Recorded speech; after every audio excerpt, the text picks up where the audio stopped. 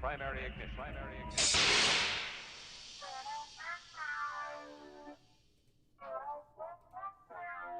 This is the way. This is the way.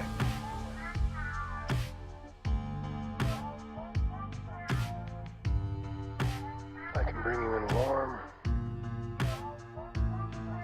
or I can bring you in cold.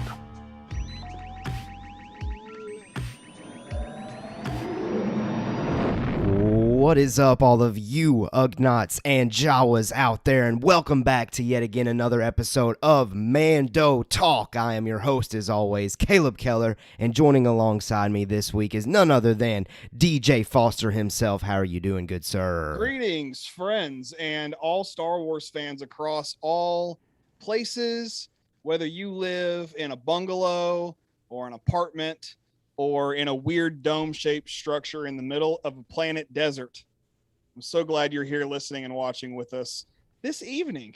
Yeah, It's evening where we are. Sure, it's evening, as you know, we're recording and we're live. So, you know, if you're catching us on the podcast or on the playback, remember we do our show live on YouTube at 7 p.m. Central Standard Time. It's always a ton of fun, so subscribe to our YouTube channel if you haven't.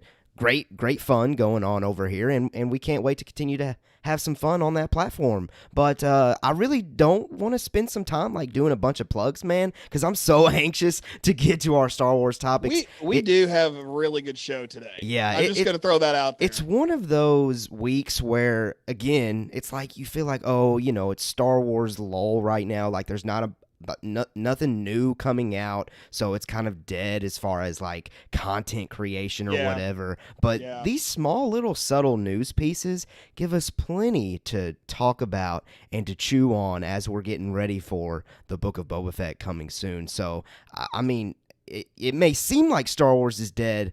It's never dead, baby. Never dead. Not at all. I want to give. I want to do one really quick shout out before we get going. I got to spend. In fact, most of my day I spent with one of our Discord members, Parker K16.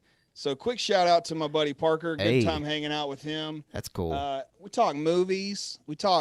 He's a youth pastor like me, so we got to talk some professional. We had professional development. That's what we did today. There you go. And, I like it. It's always a good time. However, you're right. Let's not mince words about plugs. If you guys know where you can find us. Yeah, you do. You know at this point. So I think you got to know. Yeah, if you want more info, just look at the description. It's all there. It's all there. But anyway, let's get to our Star Wars news, and I can't wait to get to it. First thing on top, though, I'll go ahead and take this one. I would say that this one, honestly, like I said at the beginning of the week, I thought this was going to be the biggest thing, but, you know, subtle things just keep coming out. The first news piece that we have this week, Ming-Na Wen, you know, the actress, the performer, the great portrayer of Fennec Shand, took to Instagram to reveal that she recorded the Book of Boba Fett promotional material. Now, for me personally, as soon as I saw this, I immediately thought, okay, this is obviously for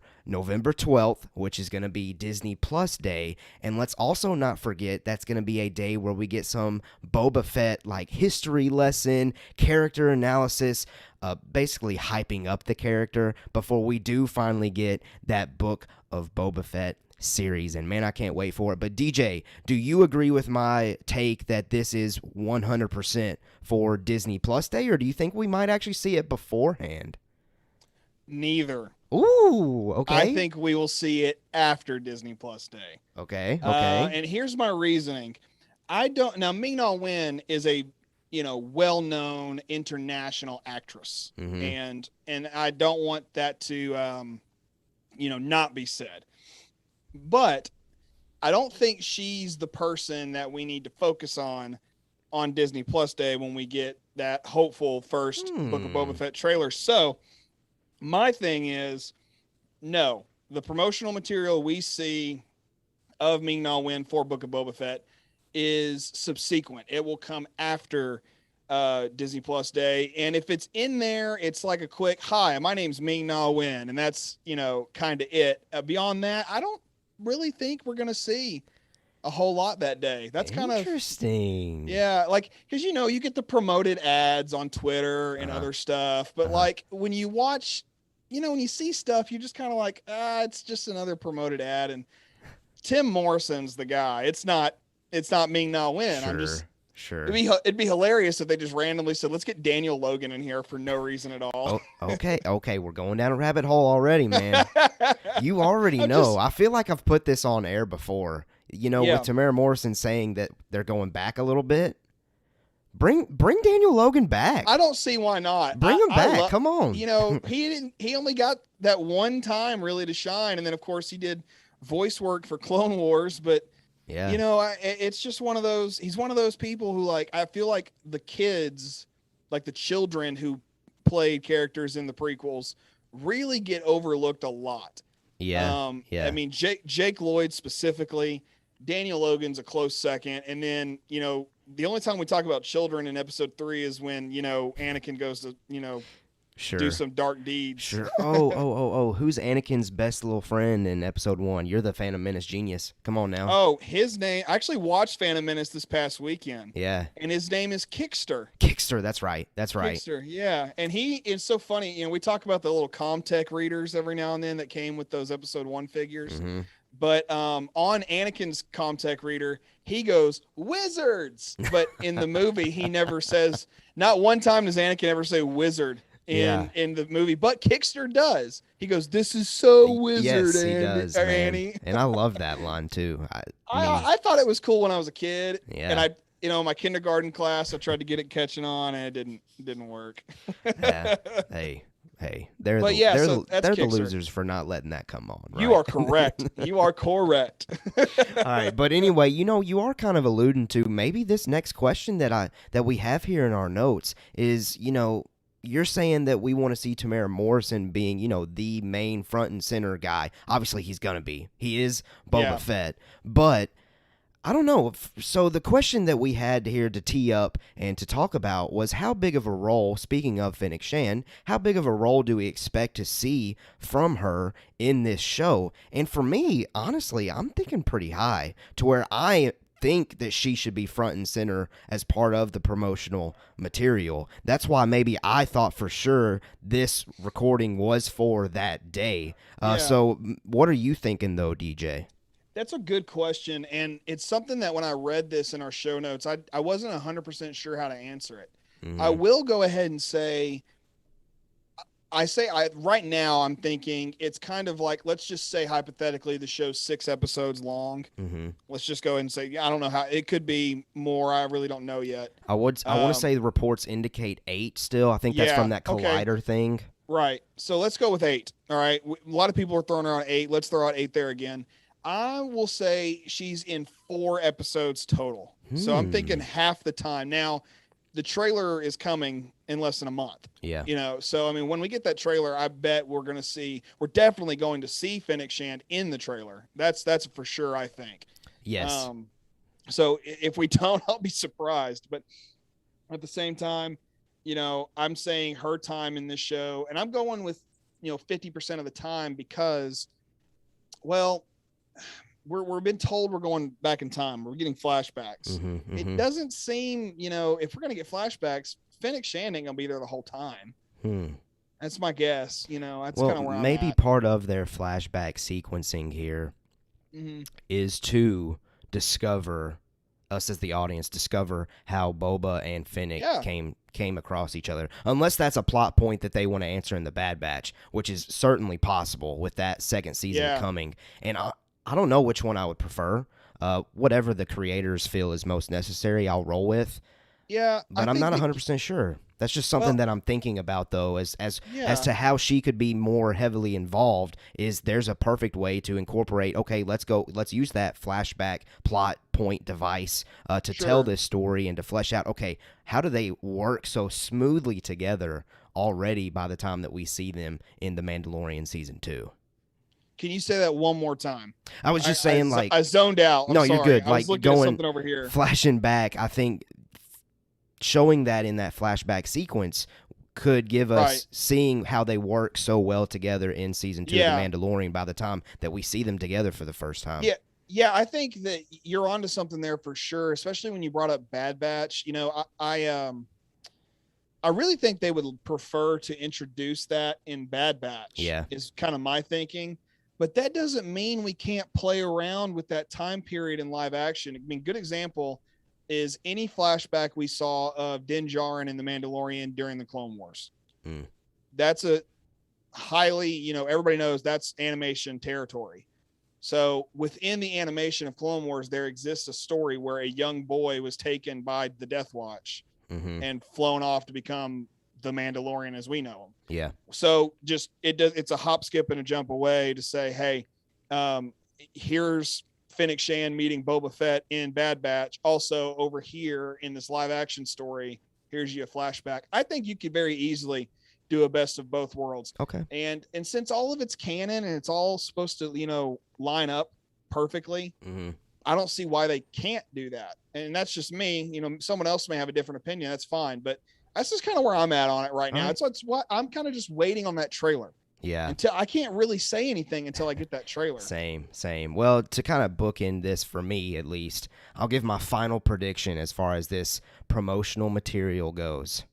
I think it's going to be Disney Plus Day at the tail end of the Boba Fett special that they are releasing on that day. And she's going to pop up and talk about, hey, something we've been working on, the Book of Boba Fett. Tamara Morrison's going to come in, say something. It's going to flash back to her. She'll say something, and they'll both say, here's your first look at the Book of Boba Fett. Trailer, teaser, first look, whatever. Maybe that's just my bold statement, bold prediction of the week. I don't think it's that bold, though. I don't think it's that. I think it's a pretty fair statement, if I'm being honest. Okay. And hey, I'm for it, because I would love that. I think I would prefer Tim Morrison and Kathy Kennedy to walk out together. Fair enough. But at the same time, I get that it makes way more sense to have Ming-Na come out with him. Yeah, absolutely. All right, well, you let us know if you're watching live on the playback or listening on our podcast platform. Comment in the chat or reach out to us on Discord and tell us what you think of Fennec Shand and Ming-Na Wen shooting this promotional material, and when do you think that we will see this? All right, DJ, what's next on our news piece? Yeah, we've got a great article coming out of, I'm not really sure where it came from. Empire. I think it's Empire. There you go. I just lost it. I found it. We're back. I'm going to try to get his name right. I tried to pronounce it out loud before we went live tonight. Okay. I believe it is Kumail Nanjiani. Perfect. All right, here we go. And he's in Eternals, right? He is. Yes, he is. So he's going to be collecting a fat check soon. But recently he spoke with Empire regarding his role in the upcoming Obi-Wan Kenobi Disney Plus series, which of course we're all just waiting on pins and needles to get to. But regarding his specific character, he tells this story about his agents giving him a call and basically says, hey, not just one agent, but multiple agents called. And he basically said they only do that if it's good news or really, really bad news. And I'm paraphrasing, of course, but he says, no. This was agents said, they're like, hey, no, they want to give you, whoever they want you to play a part in Obi-Wan. And then they follow that up with, apparently it's substantial. First of all, I mean, I don't want to go down the speculation train just yet, but that blows me away. Just that one word, substantial. So then he goes on to say he talked to Deborah Chow when they had a great conversation, he says, and the character sounded awesome. So far we got substantial and awesome, which always fun combos of vocabulary words there. And he goes, I was so excited about this character. We haven't seen this exact thing in Star Wars yet. Again, what the heck does that mean? Yeah. He said, this is like a new version of a type of Star Wars character we've seen before. So he's saying it's similar to something we've seen in the past. And then he went on to say that she was trying to sell me on it. And he follows it up with, I was going to do it before the conversation even started, which is a trend when people are asked to do Star Wars. When George Lucas approached Liam Neeson about doing Phantom Menace, Liam Neeson jumped in like that. So it's not that surprising. He was just immediately on board. But anyway, with all that being said, what are some predictions on what this new version of this character that he's playing could be? Yeah, Caleb. I don't really. He throws me off because earlier in the quote he says something exciting, something that Star Wars hasn't seen yet. But then the next sentence he talks about how it's a new version of something that we have seen before. So I don't know what to think. I think my initial prediction, and it's kind of based on a later quote that he says, could be a bounty hunter, maybe. I don't know. That's just my initial thought. That's my initial thought whenever I saw these quotes that he shared. Sure. Well, my initial thought was I don't know why bounty hunter didn't cross my mind. You know, we've been hearing a lot about the bad guys in this series. We've been hearing a lot about Vader, potential Inquisitors showing up, which I'm at this point, I'm convinced we're seeing Inquisitors. There's no way we don't. Yes. It's kind of where I'm at. So, but I won't be disappointed if there aren't any. I just want to throw that out there. I'm just saying, yeah, it's a chance we'll see them. And so I'm thinking maybe he's like an Imperial officer.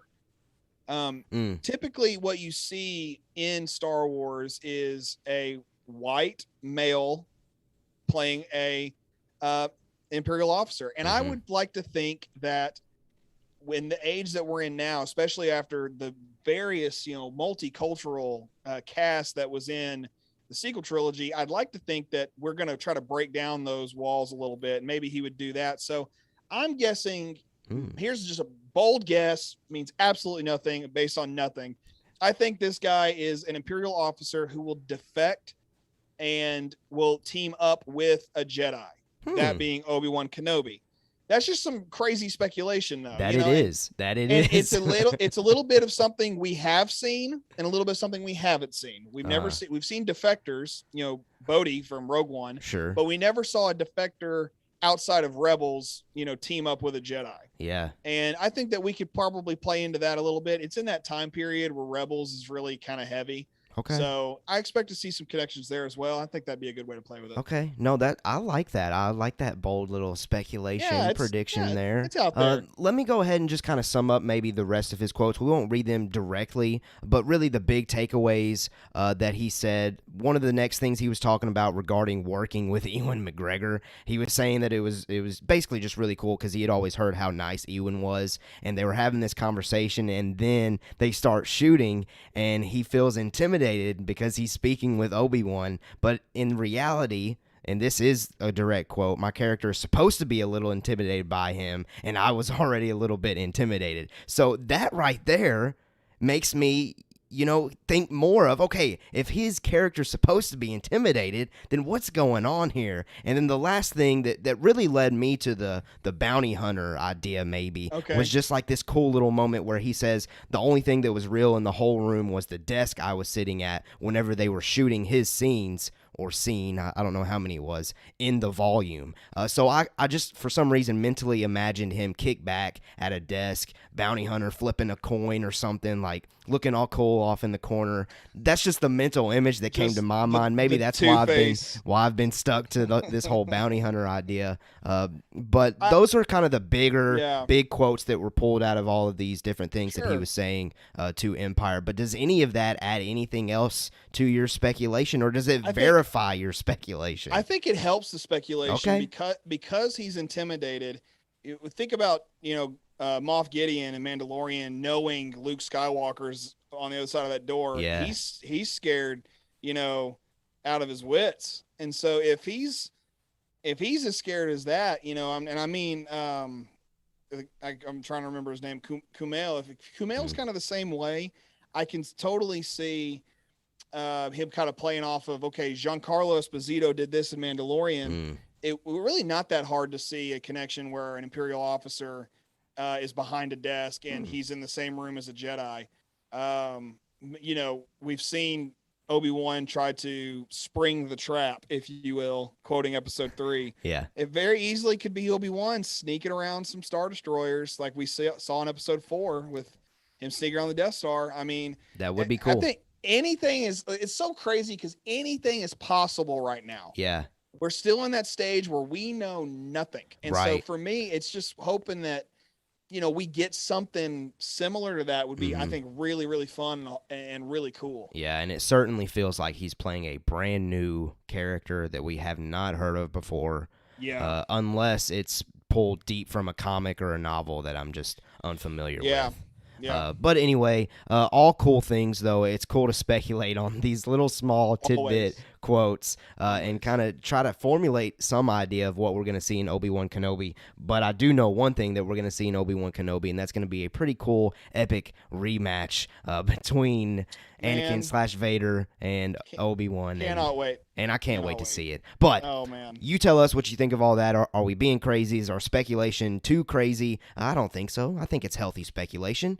We're having fun.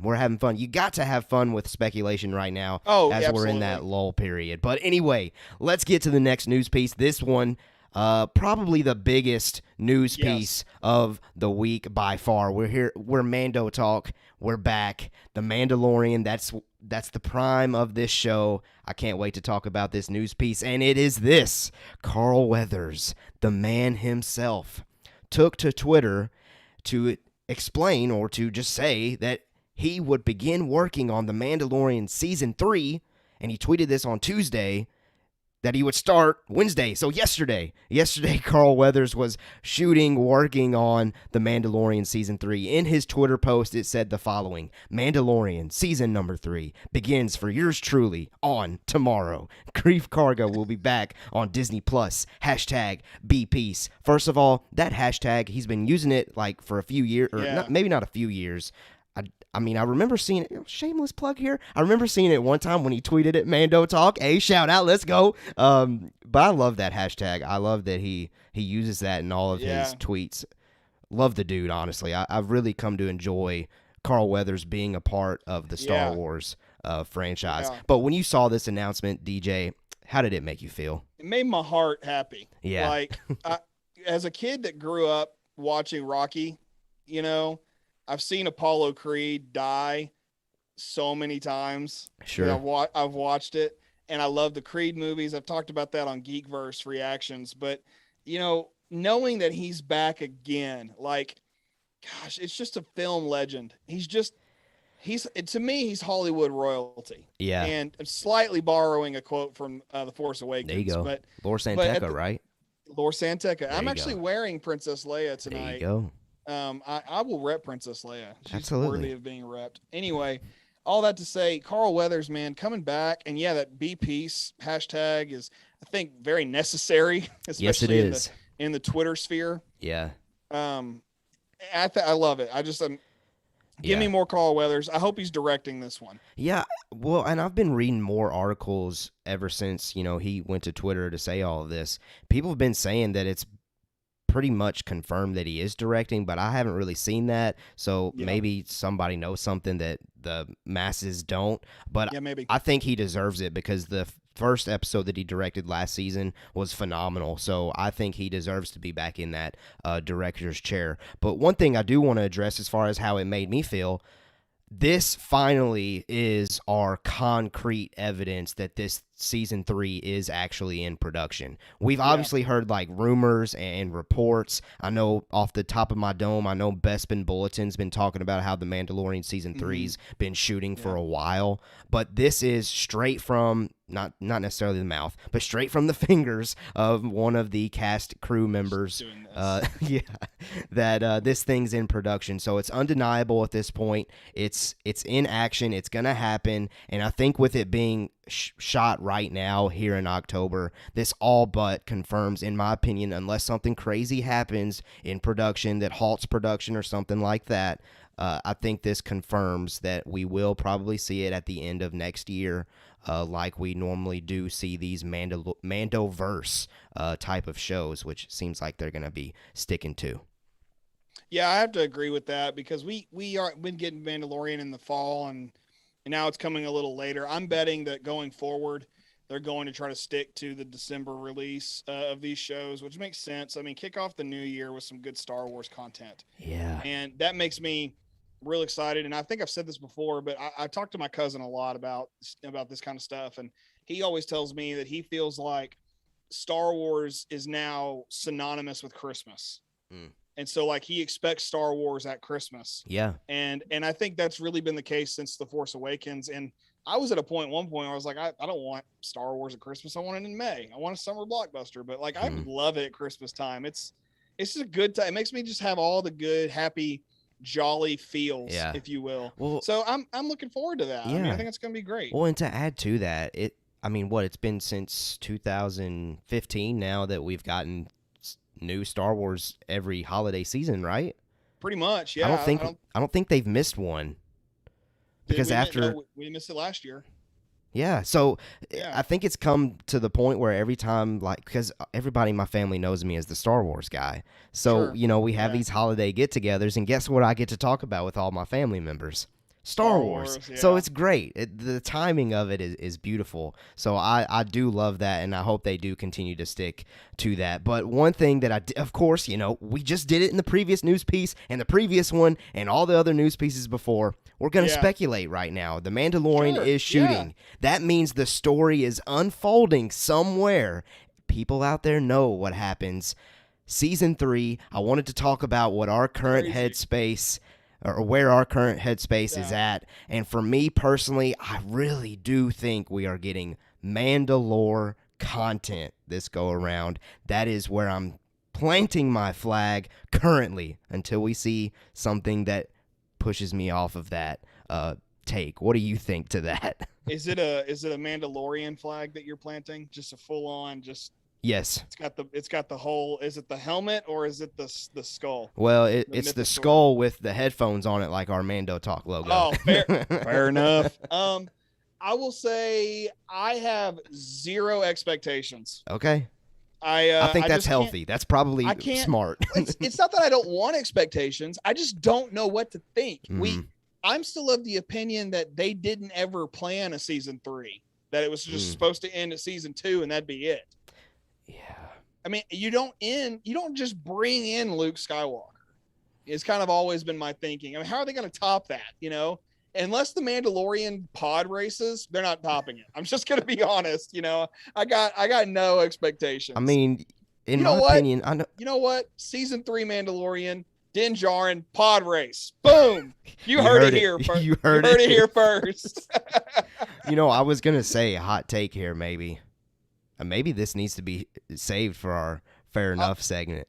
Honestly, save it. But it does have something to do with what I would prefer to see in the Mandalorian moving forward. Okay, save that. Okay. Save that. So there's our tease. Stick around for our new segment called Fair Enough, which, by the way, we've gotten like tons of love as far as that Fair Enough segment goes, man. We've been getting like hashtag Fair Enough messages and comments. It's great. Yeah, it's always a good time when you're just throwing out hashtag Fair Enough.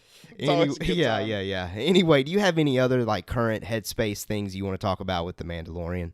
I hope his helmet's shiny still. I got nothing. I don't know. Well, we do know that his helmet will remain on, in reference back to last week's Fair Enough segment from DJ, because I do think a news analyst or whoever released a video today of Pedro today on the set of The Last of Us. So he ain't there shooting the Mandalorian right now.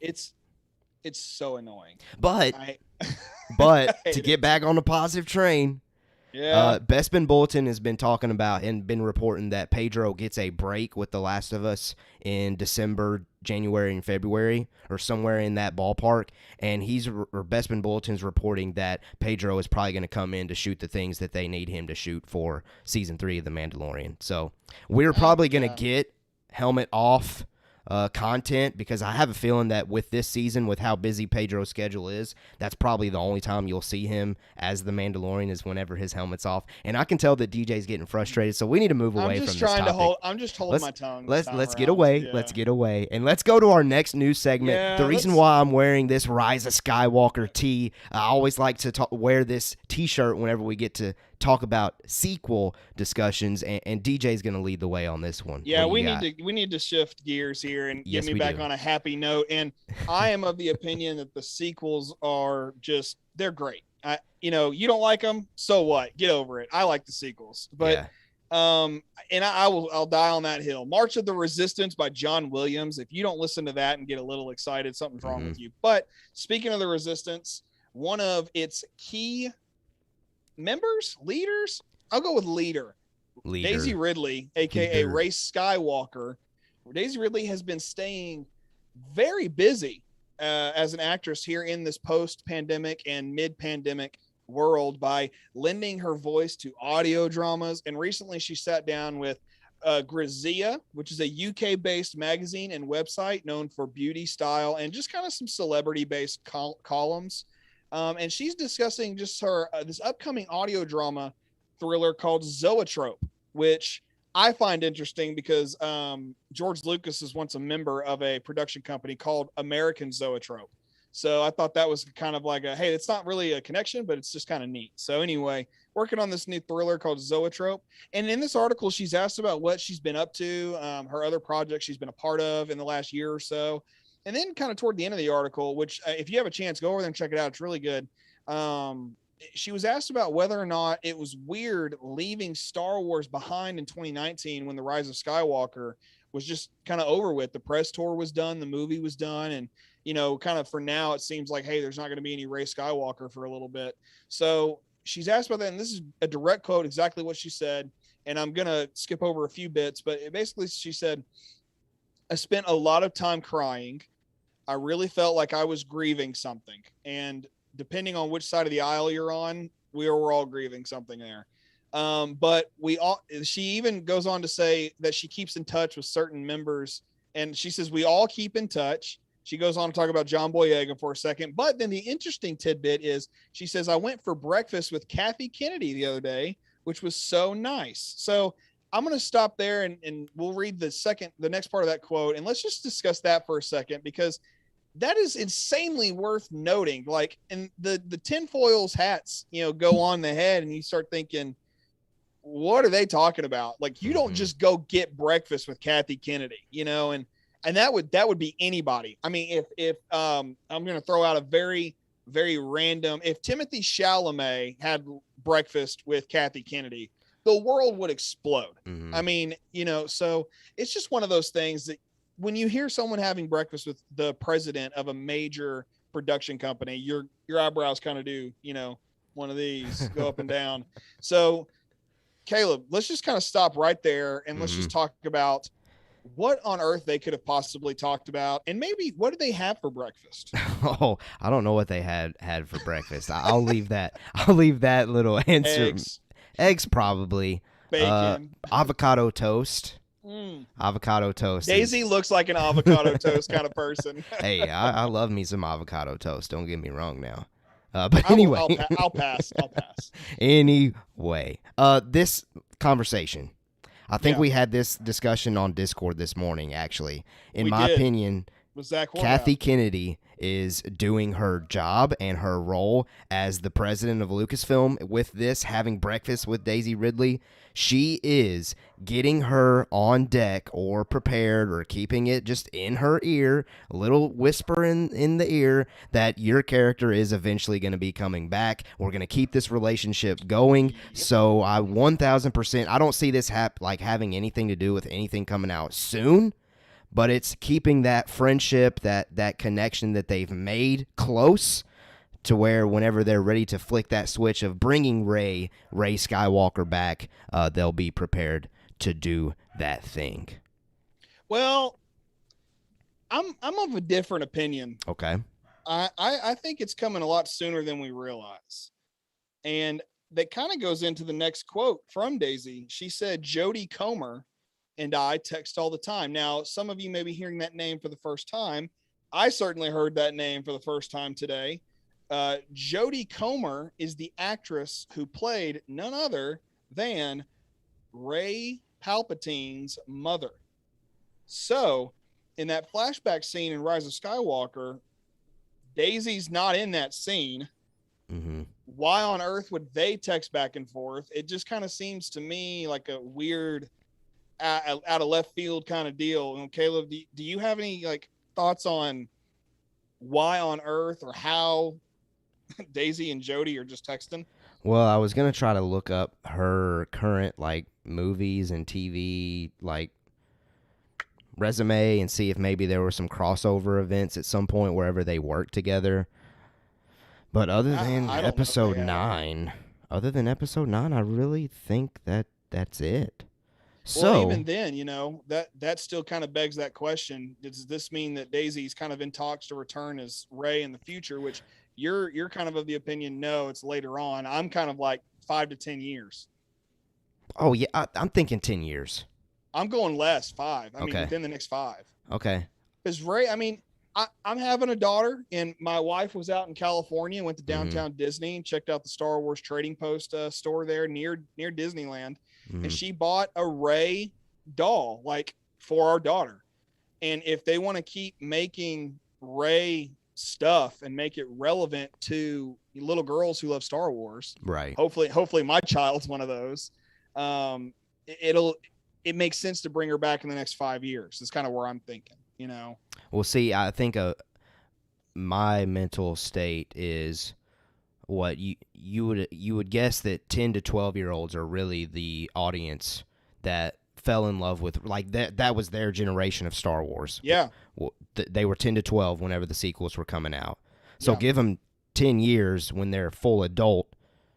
They'll be doing they're podcasts. Adults and they have kids of their own that they want to pass Star Wars on to. That's when you bring Rey back, in my opinion. That way it's just cycling over and over and over. I get what you're saying. Just to me, her and John Boyega are like the golden goose right now.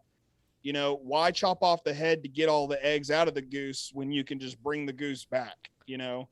I love the analogy. Well, that's what it is. I mean, it's literally a nursery rhyme being played out in front of us. And I think that the things like her getting together and texting Jodie Comer, and then also having, you know, breakfast with Kathy Kennedy. And then also, let's not forget that last week we reported on these new books, the novels that are coming out. And notably, Star Wars Shadow of the Sith, a story that focuses on Lando and Luke trying to find Ochi of Bestoon. Rey's parents' names, both of them, are suspected to be released in that upcoming novel.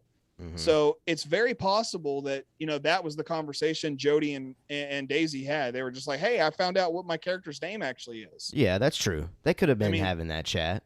But at the same time, to me, there's a lot more to talk about there than just that. Why? That just seems like a weird thing to say. Oh, I text Jodie all the time. You never even had a scene with her. Well, okay. Well, here's another flip side of the coin, though. Maybe they shot scenes together and they were left on the cutting room floor. Then where's that footage? Well, they're never going to release it.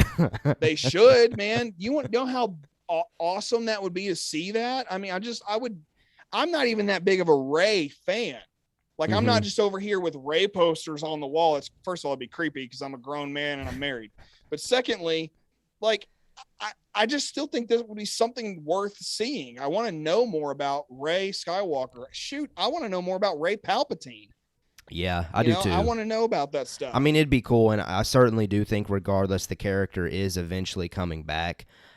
I still feel like I still personally fall on the later end. I think we're a ways away from it, only because they have so many projects going on right now. I mean, they got to establish Rogue Squadron. They got to establish Taika Waititi's film, which is still, 2025? Or 2023 is Rogue Squadron, and 2025 is Taika Waititi. And we know that I don't think Rey or Daisy are going to be involved with either of those. Let me clarify that then. I mean that the breakfast was not like, hey, you're coming back in 5 years. It's 5 years from now. Let's start talking about this again. I don't want to say we get Rey in 5 years on the screen. What I mean is we're going to start to see like evidence of that happening a lot sooner, I think, than later. It's kind of what I mean when I say that. Yeah. Okay. I don't expect to see, any of that in Taika's film. I don't expect to see, anything like that in Rogue Squadron, so not until we see more evidence. Sure. So it kind of, again, waiting on the trailer, Yeah, definitely. Well, I mean, I can't wait to see Rey eventually. Yeah. I think it is happening. Honestly, I would say 80% at some point we see Daisy Ridley's Rey Skywalker come back in some 100%. Platform. In some 100%. Platform. What is there anything else to this news piece that you want to hit on? Not particularly. I mean, that was kind of all the Star Wars stuff. Just to say, you said 80%. Dude, it's 100%. Okay. I mean, in more ways than just the stupid Lego specials. And they're not they're not stupid. I don't mean it that way. I'm saying that very lacklusterly. What I mean is we're actually going to see Daisy Ridley as Rey live action in something, Yeah. It's got to be something.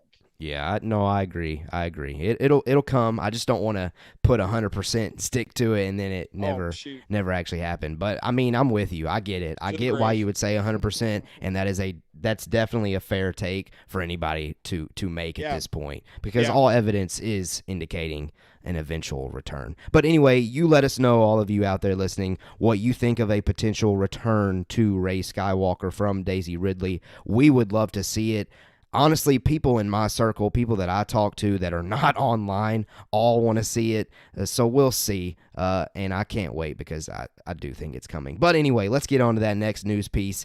And it's about Star Wars Visions. So real quick, we'll hit this one kind of quicker here. The Ninth Jedi, that was one of the particular episodes that I think we loved here at Mando Talk from Visions. We won't necessarily go into spoilers here in case you haven't seen Visions at this point. If you haven't at this point, please go check it out, because it is great Star Wars content. But the Ninth Jedi director, Kenji Kamiyama, maybe pronounced that incorrectly, but we'll see, revealed that the story was designed as a pilot. So this Ninth Jedi story was, I guess, prepared for maybe a potential sequel or continuation of that story eventually. And the direct quote from this director was, "I'd love to have the chance to make a full-length feature out of this. I feel I have a complete story in place." And if you've seen The Ninth Jedi, I 1000% agree.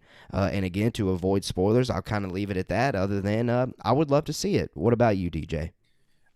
First of all, I think every single episode, except for the final episode in Visions, were designed to be pilots. I think they all kind of fit that pilot mold. Secondly, I think that does play into another season of Visions. I don't think we'll see splinter shows. Like, we're not going to get the Ninth Jedi TV series. I don't think that's going to happen. Yeah. But to the credit of where the director, Kamiyama, saying, "Hey, I want to do more with that story," I don't blame him. I mean, it was a good story and one of the better ones of all of Visions. So seeing what that brought to the table, even though it does not fit in canon at all, like your lightsaber color is not going to change based on your mood. It's not a mood ring, it's not what it is. So that's okay, but it's still interesting and it's still worth diving into, like most of these stories are. I'd say more than half of these stories are worth diving into from Visions. So for me, Ninth Jedi, I would love to see a sequel to any, I think, of those episodes, even the ones I disliked. I would love to see a sequel to. But at the same time, it won't hurt my feelings if I don't get it, because I'm not just like begging for it. I think we deserve it. I think we need it. I'm just not going to go out of my way to say, if they don't give this to me, I'm not doing that, Yeah. No, I agree. And I didn't really have anything else to say about that, other than, if you're a Visions lover, I think this is good news, though, that these episodes were prepped essentially as pilots to potentially continue that story, because I think the market is there based off of how successful the first go around with Visions was. All right, DJ, what's our final news piece? Well, Disney and Lucasfilm they're launching Bring Home the Bounty, which launches every Tuesday until the end of December. And I believe this is the Boba Fett kind of thing, right? Or am I totally missing something here? Well, it's getting things prepped up for Boba Fett, for sure. Right, that's what I meant. It's the first time I've actually, in our notes today, seen the name of this. Oh, okay, and I didn't realize until now it was episodic. In fact, the image that you're looking at on YouTube right now, I'm seeing it for the first time right now. It's been one of those weeks for me where I've constantly been working. I haven't stopped. So to see that, I'm looking at this, I'm seeing Grogu, I'm seeing Stormtroopers, Mando, and of course Boba. It's just, I think we definitely need what we're getting out of this. So what to you, Caleb, stands out that could make this kind of a big deal? Yeah, well, I'm going to pull up here the actual schedule that they released. Hopefully those of you on YouTube can see that. The big thing, and I'll try to explain this for our podcast listeners, the big thing that is currently getting the fan base going crazy is Week 10. Because on the Week 10 decal or image, logo, whatever you want to call it, is a video game controller. So people are going crazy with Week 10 thinking that it could potentially be a video game announcement. Now, I feel like it might be like a announcement based on something we already know that's coming potentially, and maybe not necessarily something that's completely brand new. But outside of that, other than Week 10, I want to say it's like the last week where it has like the High Republic lightsaber hilts. I don't know what's going on with that. That's Mace Windu's hilt that's leaning up to the left. That's behind it? No, well, I don't know if it's behind or in front, but it's the one. Oh, it's in front. Yeah. You're right. Way. You're That's right. Mace Windu's hilt. But then the other hilt is High Republic, is it not? Well, I don't recognize it, so I'm because I think it's one of those that folds out and then it becomes like a sword looking, like a cross. Yeah, like Kylo Ren's a little bit. Yeah, and then outside of that, we've got Rex's helmet, we've got Mando's helmet, Bo-Katan's helmet, Ahsoka, Tusken Raider. All kinds of different things, really cool things that I think will more so have something to do with like toys and merch and things of that nature, and not necessarily anything like content related. But I love stuff like this. If I'm being completely honest, I absolutely love this. You're going to get those Mando Crocs? Are there Mandalorian Crocs? If you go to that page on Star Wars' website and go click on Bring Home the Bounty on their news page, it'll take you right to it. Week 1 is already highlighted green. If you click on it, it says Shop the Collection. If you click to the right, it's a pair of Mandalorian Crocs. Are they fresh? Pretty fresh, actually, as far as Crocs go. Dude, I mean, I love some Crocs, man. I love some Crocs. I've never owned a pair of Crocs. Dude, they are the best. Croc Nation, let's go. But we've also got a new K2SO variant pop coming out with that. Okay. I think this is part of Lucasfilm's 50th anniversary stuff they're doing. Yeah. But, this is going to be some good stuff, I think, that'll come down leading up to Christmas even. Yeah. Well, if you're a big-time collector, this kind of thing is for you. There's going to be like I said, tons of merch, tons of toys, tons of collectibles, all fun things. And, again, the big thing underlying all of this is that they're trying to hype up the Book of Boba Fett eventually. I mean, the image, everything. It doesn't even need to be hyped. Right. But that's kind of what it's heading to. It's wanting you to make sure that you're focused in on Star Wars come the holiday season. And it seems like they're going to be bringing some great things, but we'll see. Week 10, I think, is the big one that people are talking about right now, just because of that controller icon. But we will see. I don't really think there's much else to speculate with that, other than I think it's great when they do stuff like that, because it keeps not only me interested, because I like looking at that stuff, but it keeps the kids going as well, as far as getting their hands on that next. Dude, forget the kids. I'll trample the kids to get some of this stuff, man. There you go. This is cool looking. There you go. All right. Well, listen, it's time for our new segment, man. Hit it. Let's go. Let's hit it. Let's not waste time. Let's do it. I like it.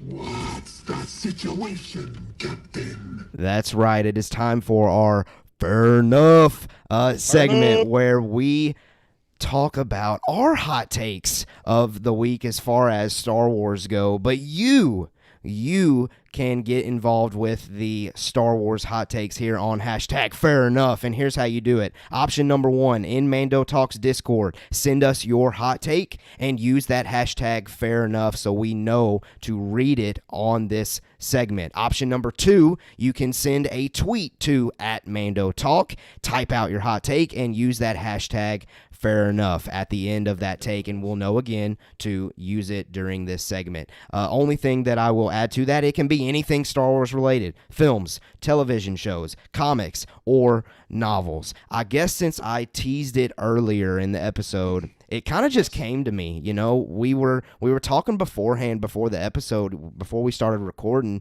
We were like, okay, we'll see about our hot takes for this week. Mm-hmm. We had some like in our back pocket. I had a couple in mind. I think you had something in mind.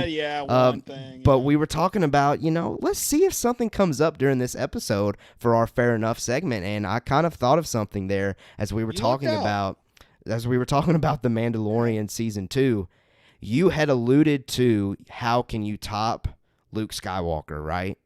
I did say that. Okay. Well, the thing that came to my mind that I guess would be a hot take for people maybe outside of me, honestly, with The Mandalorian moving forward, give me Din Djarin and the Darksaber over Luke Skywalker content. I don't need to see Luke pop up again. Okay. I just want to see Darksaber action and the reclaim of Mandalore. If you're banking on Luke Skywalker showing up, I'm not in that camp. I don't need to see it. I don't necessarily even want to see it because I feel like what we got was so beautiful. I don't know if that's a hot take. I feel like a lot of people out there want to see as much of Luke as possible, but I've shared before, I'm one of those that likes the mystique, the mysteriousness, or the rarity of such an incredible event like that Luke Skywalker showing up at that end of the season. So in my book, in my opinion, my fair enough take this week, give me Din Djarin, Mandalore, Darksaber content, and I don't need Luke Skywalker anymore. That's my hot take. Fair enough. All right, And fair enough. I really think that truly is a fair statement. And okay, sweet. we talked about this when we broke down the Disney Gallery episode that focused on Luke Skywalker's return and Mark Hamill and all that. And they talked a whole lot about the technology that brought back a younger Luke Skywalker. And everything that went into that was just absolutely incredible. I mean, for a behind the scenes guy like me, I ate that up. I need to rewatch it, honestly, because it was that good. But I could listen to that thing like a podcast, to be totally honest with you. But at the same time, I think you're onto something because of the way they used the technology. Let's use that sparingly. We saw it with Peter Cushing as Grand Moff Tarkin. We've seen it with Luke Skywalker. We've seen it with Leia in Rise of Skywalker, which I love the scene in which they use that footage from Return of the Jedi for that training sequence. It's just absolutely beautiful. I'm pretty sure I cried the first time I saw it, and I have no problem admitting I cried. I saw Rise of Skywalker 4 times in theaters. I cried 3 out of those 4 times watching that movie. Yeah, I got pretty emotional watching Rise of Skywalker myself. Hit me in the gut. And I think as I've proven here on Mando Talk, I can be a pretty emotional guy. But me too. It's all, I mean, that's just fair enough, but at the same time, I agree with you. I think, you know what? Din Djarin, Darksaber, and I remember you sent me the thumbnail for the video this morning and I thought, okay, are we going to talk about Bo-Katan? and then I remembered, no, there was no Bo-Katan news. Why would we talk about Bo-Katan? Right. But now that we're talking about the Darksaber, I would love to see some Bo-Katan versus Mando stuff. Yeah. Just kind of like this like, let's just go ahead and turn Bo-Katan back to Clone Wars era and just make her mean and just like let her and Mando just have it out over that thing. And I don't know how that would, I don't want to even begin to speculate how that fight would go. But I do think that Darksaber content on Mandalore, maybe some motifs of Darth Maul kind of focused in there. I think you're onto something with that. I think that would be pretty incredible. Pretty freaking cool. Yeah, I think it'd be awesome. Well, man, you make me even more justified with that. I appreciate it. that might be the best. That might be the best ever. Fair enough. All right. There you go. Date. There you go. To date, there's about to be Here Comes 4. I'll give you mine. Okay. And it's not the hottest of takes. Last week, just to dude, throw it back. Dude, last week, man. I'm telling you, man. People's ears are probably still burning after that one. I made myself mad. I was like all over the place, but I won't be as hot today because I got to kick it back to a different age of Star Wars, an age of Star Wars in which it was one of those periods of time where we were all, if you were there for it, we're kind of like, what's going on with Star Wars? Like, what are they doing? And that would be 1997. Okay. The 1997 Star Wars special editions are good, and I'm tired of pretending they're not. The holiday special? No. The 1997 Star Wars special edition. I'm following now. I'm good with you. I'm with you. I'm with you. I'm tired of pretending they weren't good. Okay. I feel like every now and then I'll get on Twitter or I'll see something on YouTube or Facebook, it doesn't matter. I'll see someone say, "Oh, the 1997 Star Wars special editions were trash," and they'll go on and on about Lucas never should have changed anything. Screw you, George Lucas, you ruined my childhood. And I'm just like, I'm tired of pretending like that was bad. And here's why. This last week I was looking at the extras menu on A New Hope, and if you've never looked at the extras menu on Star Wars movies and you're listening or watching, you need to, because there's a lot of golden content on there. But there is a documentary on there that is called Anatomy of a Dewback. And it's about 25 minutes long, and it's incredible. It's a great documentary on really how they were trying to animate the dewback to put it into the special editions of A New Hope and eventually get it out there on VHS. And they actually went out into the Arizona desert and added new scenes for that sequence to fill it out. And I'm sitting there watching this thing and I'm thinking, how did anybody hate this? Like, why are people upset at the sequels and not the sequels, I'm sorry, the special edition? And I'm thinking these were great. And another thing for me is that was the first exposure to Star Wars for me. The 1997 special editions my dad bought the VHS box set, which I still have. Yeah, I'm pretty sure I stole them from my parents' house. Same. But there you go. Fair enough. But I haven't watched those in such a long time that I think I might need to fire up the VHS player and rewatch them, which I still own a VHS player. I think it's important as Star Wars fans to own a VHS player. I think so too. I think so. But all that to say, I don't like hearing that hate. And a lot of people say, well, the special editions, and this is a fact one way, it doesn't matter how you look at it, one way or the other. The special editions were the road to the prequels.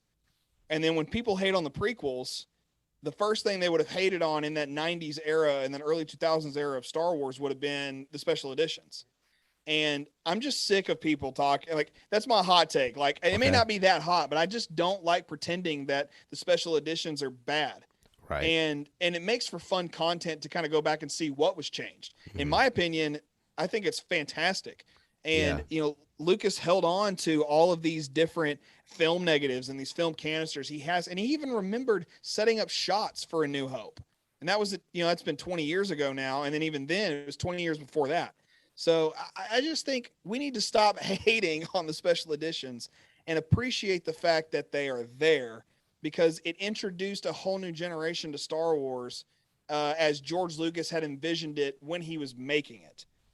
And I think that that's something that we need to, as fans, kind of just come together and be like, they weren't that bad. All right. That's not a big deal. Like, if you're still on that soapbox of the Star Wars special editions are bad, whether it's the DVD, the Blu-ray, whatever, just stop.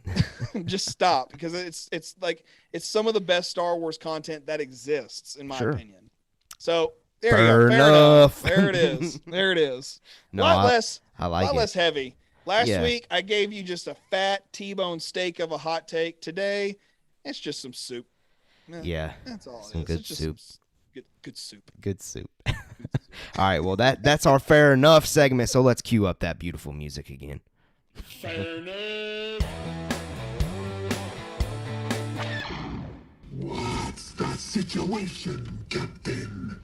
All right. So like we've said 2 weeks in a row now, loving that fair enough segment, and we want you to be a part of it. So do those two options that I mentioned at the top of this segment. Again, tweet at us or message us on Discord and just use that hashtag fair enough, and we would love to get your Star Wars hot takes premiered and featured on the show.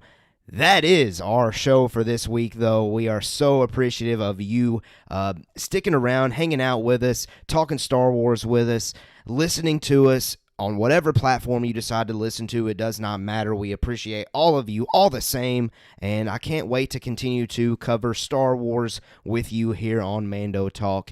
And again, thank you so much. I do want to update our listeners, though. There is a possibility that next week we might have to take off. There is some moving having to go around in the Keller household, so we're having to, adjust and get some technology things worked out. So we'll see if we'll be able to have a show next week. But nonetheless, if you happen to see Mando Talk not show up next week, don't freak out. We'll be coming back as soon as possible. I wanted to make sure that our listeners, that stick around all the way to the end, knew that information. No one's ever really gone. Dude, that is beautiful. Absolutely beautiful. Well, DJ, I appreciate you being here yet again another week. Anything you would like to say to our lovely, beautiful audience? Not a whole lot. I will say that if you've never had chicken fried steak, you should try to figure out how to make some chicken fried steak. I had that for lunch today with my friend Parker, as I mentioned, and it was delicious. Some gravy, white gravy, okay, and some chicken fried steak, some French fries, and some steamed carrots. Oh, that's a good home cooking meal right there. And if you've never had chicken fried, this is just what's on my mind here in the evening. Sure. And when I have nothing going on, I'm just thinking about chicken fried steak. I'm just gonna be real honest. I don't blame you. I mean, if you've never had chicken fried steak, figure out how to get a hold of it. It's good stuff. That's all I got to say. There you go. There you go. All right. Well, we're going to go ahead and get out of here. And as always, we have spoken.